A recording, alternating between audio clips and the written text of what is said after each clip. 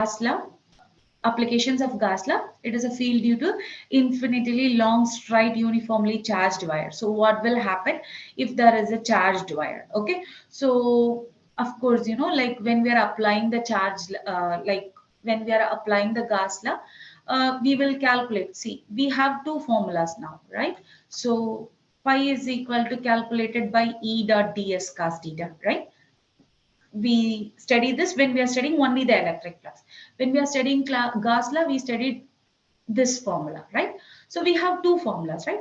We will do this, we will do this. When we are equalizing both, we will get the answer of electric field. Okay, so this is electric field due to infinitely long charged wire. Okay, the same case we will use it for the electric field due to in a plain sheet, and we will use, like, yeah, the same thing we will use it. Okay, so in the case of field due to uniformly charged thin spherical shell, like how it is getting changed, the same thing we will use it. Okay, so most of the time you will get the questions from this part. Okay, if the point is inside, if the point is outside. Okay, so because of the time constraint, I'm just ending my lecture now. Okay.